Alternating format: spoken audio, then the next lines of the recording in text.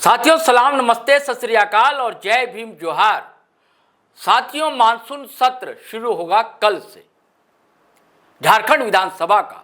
और होने क्या जा रहा है दोस्तों? क्या टाइगर दहाड़ेगा या सूर्या हाजदा की चीख गूंजेगी? या अमेंडमेंट बिल के बिल खोदे जाएंगे या सर के पर कुतरे जाएंगे? होगा क्या? या नगड़ी में गुरुजी का नारा गूंजेगा, हल जोतो रोपा रोपो? होने क्या जा रहा है? हालांकि कल शुरुआत जो होगी रामदास सोरेन की श्रद्धांजलि के साथ होगी, लेकिन उसके बाद जब सत्र चलेगा, बहस होगी, विमर्श होगी और पक्ष विपक्ष आमने सामने होंगे, तो क्या होगा और कौन जवाब देगा सत्ता पक्ष की ओर? क्या धरने पर तो नहीं बैठ जाएगा विपक्ष? क्योंकि सूर्या इनकाउंटर का मामला बहुत गर्म है और सूबे की फिजा का तापमान साथियों बढ़ा हुआ है। आप फ्रेम में देख रहे हैं, हमारे साथ है पॉलिटिकल एडिटर शैलेंद्र सिन्हा। हम उनसे ही समझेंगे और जानेंगे कि इस मानसून सत्र में क्या होगा, क्या का मुद्दा उठेगा। जी शैलेंद्र जी, क्या लग रहा है आपको? देखिए, हंगामा तो तय है। हंगामा जिस तरीके से पिछले कुछ दिनों में या हफ्ते 10 दिनों में आप कह सकते हैं, जो गोड्डा में सूर्या हांसदा का एनकाउंटर जब हुआ उसके कुछ दिनों के बाद से जिस तरीके से इस पूरे मुद्दे को बीजेपी ने लपक लिया है और लगातार सरकार पे अटैक कर रही है, गोड्डा पुलिस पे अटैक कर रही है, झारखंड पुलिस के कार्यशैली पे सवालिया निशान खड़े कर रही है, तो निश्चित रूप से ये एक सबसे बड़ा मुद्दा इस पूरे जो 5-7 दिनों का विधानसभा सत्र है, मानसून सत्र है, उसमें तो वो गूंजेगा।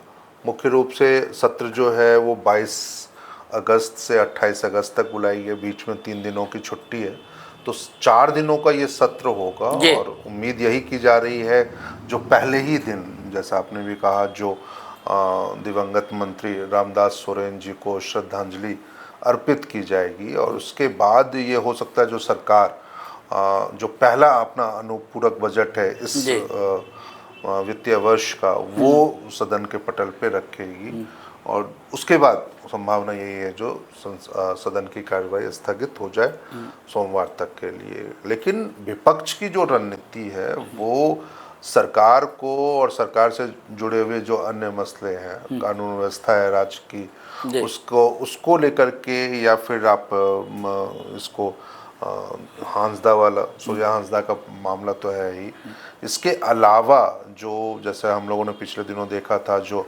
कैसे सरकार ने अटल क्लिनिक, जो मोहल्ला क्लिनिक के रूप में पिछली पूर्ववर्ती जो सरकार थी रघुवर दास की, उन्होंने स्थापित किया था मोहल्लों में, और उसके बाद जो था पिछले दिनों ये हुआ, जो हेमंत सोरेन की कैबिनेट ने उसका नाम परिवर्तित कर दिया और मदर टेरेसा के नाम के ऊपर रख दी। तो उम्मीद ये भी की जा रही है जो शायद उस मुद्दे को भी बीजेपी उठाए। और इसके अलावा दूसरे छोटे मुद्दे हैं जो खासकर सूर्या हांसदा मुद्दा तो ज्यादा गर्म है। सिर्फ गर्म ही नहीं है, उसमें कई सवाल आ गए ना। सबसे ज्यादा तो ये दिक्कत है, वो सिर्फ मुद्दा भर अब नहीं रह गया, अब तो वो न्याय की बात, इंसाफ मिलने की बात कही जा रही है।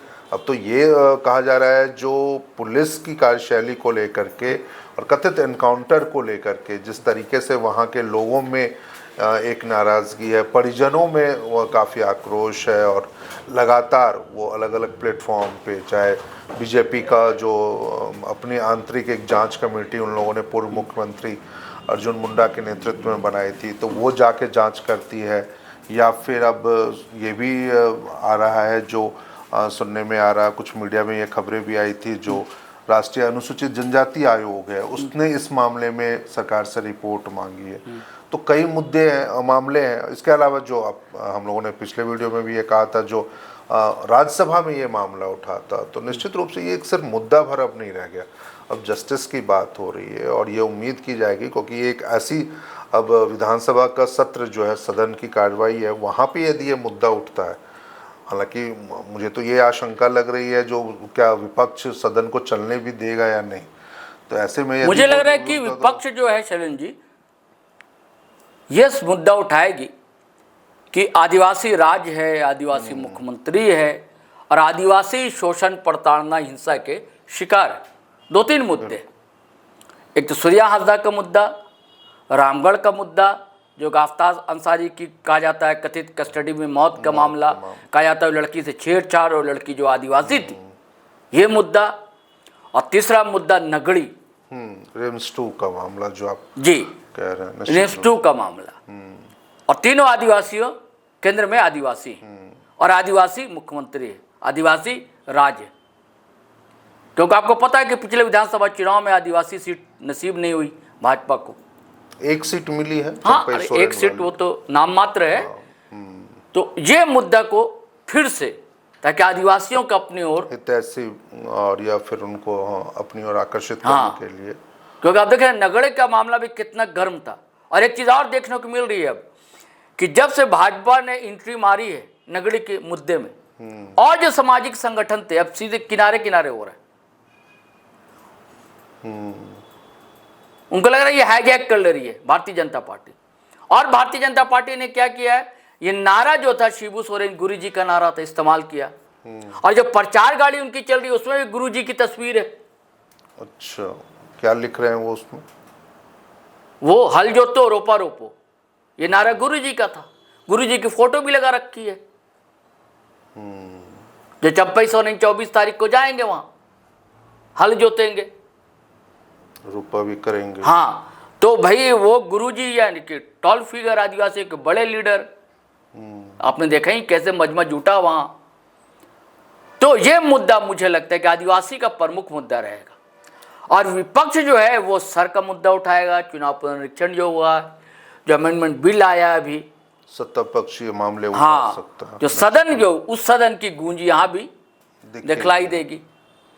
देखिए ये एक ऐसा प्रकरण हो सकता है, क्योंकि देखिए जैसे 22 तारीख को सदन में जब पूरक बजट पेश किया जाएगा तो उसके बाद उस अनुपूरक बजट को लेकर के 25 सोमवार है, 25 अगस्त को उस पे सेकंड हाफ में वाद विवाद भी होना है, यानी चर्चा भी उस पर होगी।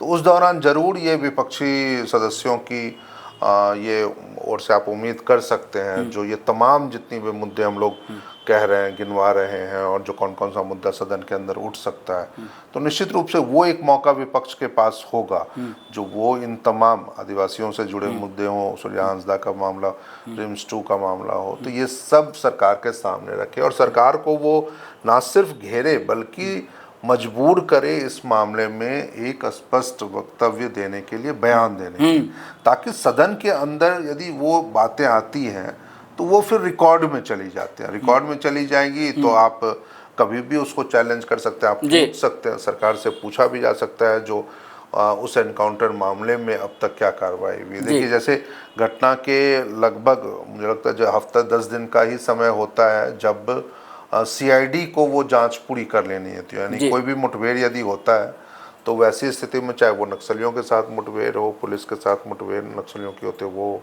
तो इस ऐसे मुठभेड़ वाली स्थिति में ये ज़रूर उम्मीद की जाती है जो सीआईडी जो राज्य की अपनी जांच एजेंसी है वो इस मामले की जांच करके रिपोर्ट सरकार को। देखिए अब एक सवाल उठाया है, आजसू सुप्रीमो सुदेश महतो ने, गए थे परिवार सूर्या के परिवार से मिलने, परिजनों से मिले।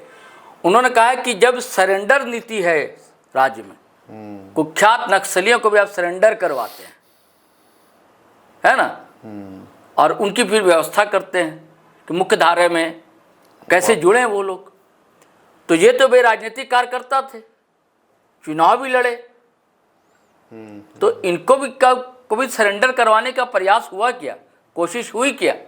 बिल्कुल, बहुत बड़ी बात है, बड़ा सवाल ये उन्होंने उठाया है। ये सही, तो हमको लगता है उनके एकमात्री विधायक से ही तिवारी महतो है ना, तो वो हो सकता है ये उठाएं। और आज जेल कैंप भी बहुत गर्म है इसको लेकर, बड़े आक्रोश में इस मुद्दे को। देखिए ये जयराम महतो डुमरी विधायक निश्चित रूप से सदन के अंदर ये सवाल तो उठाएंगे भी, ना सिर्फ उठाएंगे बल्कि जो उनके परिजन हैं उनके लिए मुआवजे की मांग, या फिर उनके जो सूर्या हांसदा के द्वारा जो स्कूल चलाया जा रहा था उस स्कूल के रख रखाव की स्थिति या फिर उस स्कूल के संचालन की कोई मांग जरूर सदन के माध्यम से सरकार से वो करेंगे।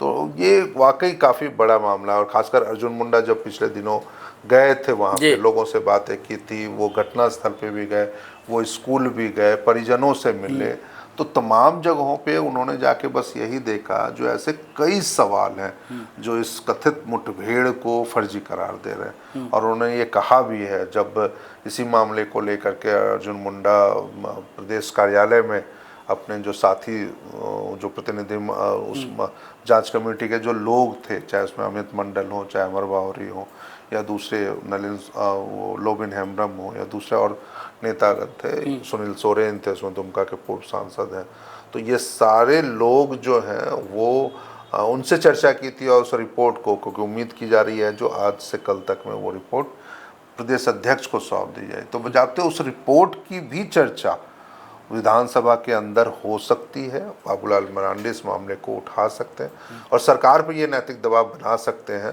या बनाना चाहेंगे जो इस मामले की सीबीआई से जरूर जांच करवाई जाए। तो काफ़ी महत्वपूर्ण है और काफ़ी गर्म भी है। अब देखना है जो सदन की और सत्ता पक्ष जो केंद्र के सरकार के मुद्दे हैं, हाँ, उसको उठाएंगे निश्चित रूप से, क्योंकि आपने सही कहा, पहले भी कहा आपने, जो बिहार में एसआईआर का मुद्दा है वो उसको उठाएगी, या फिर अभी जो सीएम पीएम और मंत्रियों के खिलाफ 130वां संविधान संशोधन विधेयक जो लेके आ रहे हैं, जिसमें आपको यदि आप गिरफ्तार होते हैं मुख्यमंत्री के रूप में, चाहे प्रधानमंत्री के रूप में, केंद्रीय मंत्री के रूप में, और आप 30 दिनों तक जेल में रहते हैं, तो 31वें दिन आपको रिज़ाइन करना पड़ेगा। तो ये जो ऐसे मुद्दे हैं, तो निश्चित रूप से ये जेएमएम के लिए भी अहम होगा, जो हाँ वो इन मुद्दों को उठाएगी, कांग्रेस इस मुद्दों को उठाएगी, और बिहार का एसआईआर का मुद्दा तो खैर है ही। तो ऐसे में अब ये देखना होगा जो हाँ जवाब किस रूप में आता है। देखिए हालांकि एक और चीज़ें बहुत मुझे तो लग रहा था जो सत्र कहीं स्थगित ना हो जाए, क्योंकि विगत 15 अगस्त को जब निधन हुआ था शिक्षा मंत्री रामदास सोरेन का, और उनका दशकर्म या फिर आप कह सकते हैं जो श्राद्ध कर्म है, संस्कार भोज जो है, वो 28 अगस्त को ही होने वाला है। तो और ऐसे में वो सारा कार्यक्रम जो है वो उनके जमशेदपुर स्थित जो घोड़ाबांध पैतृक आवास है वहाँ पे हो रहा है। तो शायद सरकार की ये भी मंशा होगी जो वहाँ पे विधायक जाएंगे और नेतागण जाएंगे, तो ऐसे में क्या सदन की कार्रवाई उस दिन समय पूर्व ना स्थगित हो जाए। तो ऐसे भी कई चीज़ें लग रही थी। हालांकि सरकार की एक मजबूरी ज़रूर थी इस बार, जो वो जल्दी से जल्दी मानसून सत्र बुला करके अनुपूरक बजट को पास करवाए, ताकि जो खर्च की राशि है वो अलग अलग विभागों को दी जा सके। जी साथियों, शैलेंद्र जी ने सही बताया कि अनुपूरक बजट पास करवाना ये पहली जिम्मेदारी है सरकार की, लेकिन सरकार घिरने तो जा रही, ये तो तय है। और सूर्या हांसदा का इनकाउंटर जो हुआ वो बड़ा मुद्दा है। अब देखिए क्या उठापटक होती है, किसके तरकश में क्या का तीर होते हैं, कौन चलाता है और किसकी गोली टाइट फिस कर जाती है, ये सब देखने की बात होगी। चलिए फिर मिलेंगे नए वीडियो के साथ, लेकिन हमें आज्ञा दीजिए। लेकिन साथ गुजारिश है कि अगर आपने हमारा चैनल सब्सक्राइब नहीं किया है तो कर लीजिए, और वीडियो धड़ाधड़ फटाफट खटाखट शेयर कीजिए, लाइक कीजिए, कमेंट कीजिए। आज्ञा दीजिए, इजाज़त दीजिए। जय हिंद, जय भारत।